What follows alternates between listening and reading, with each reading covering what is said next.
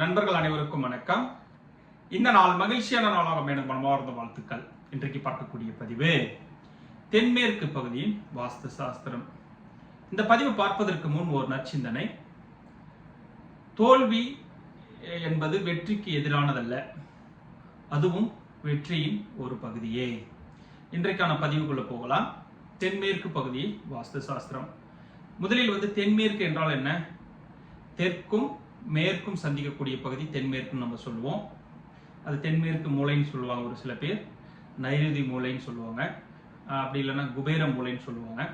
இந்த தென்மேற்கு மூலை மற்ற 3 மூலைகளை விட மிக மிக கவனமாக வாஸ்து முறைப்படி வடிவமைக்க வேண்டும். தென்மேற்கு மூலை பார்த்தீங்கன்னா வளர்ந்தோ அல்லது குறுகி இருந்தாலோ அதனுடைய பாதிப்புகள் நிச்சயமாக இருக்கும். தென்மேற்கு கார்னர் மனை வாங்குவதும் தவறு. இந்த தென்மேற்குல பார்த்தீங்கன்னா ஒரு 10 விஷயங்கள் பார்க்கலாம், என்னென்னலாம் வரக்கூடாது, அதை எவ்வாறு வடிவமைக்க வேண்டும் என்று. இந்த தெற்கும் மேற்கும் சந்திக்கக்கூடிய மூலை தென்மேற்கு மூலை பார்த்தீங்கன்னா 90 டிகிரி இருக்குமாறு அமைக்க வேண்டும்.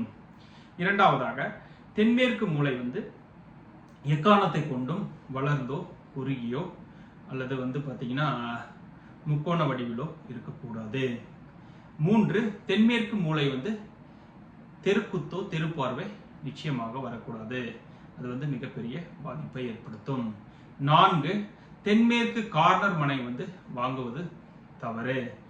அதுவும் மிகப்பெரிய பாதிப்புகள் ஏற்படுத்தும். 5, தென்மேற்கு மூலையில் பார்த்தீங்கன்னா வீட்டிற்கு தரைக்கு கீழ் தண்ணீர் தொட்டியோ செப்டிக் டேங்க் அமைப்பது மிகப்பெரிய தவறு. 6, தென்மேற்கு பகுதியில் பிரதான கேட் அமைப்பது தவறு. 7, தென்மேற்கு பகுதியில் போர்டிகோ பில்லர் அமைத்து போர்டிகோ அமைப்பது தவறு. 8, தென்மேற்கில் உள்மூலை படிக்கட்டு அமைப்பது தவறு. 9, தென்மேற்கு வீட்டிற்கு வெளியே கிணறு, ஏரி, குளம் இது போன்ற நீர்நிலைகள் வருவது மிகப்பெரிய தவறு. 10, தென்மேற்கு பகுதியில் எக்காரணத்தை கொண்டு மெயின் கேட் அமைக்கக்கூடாது.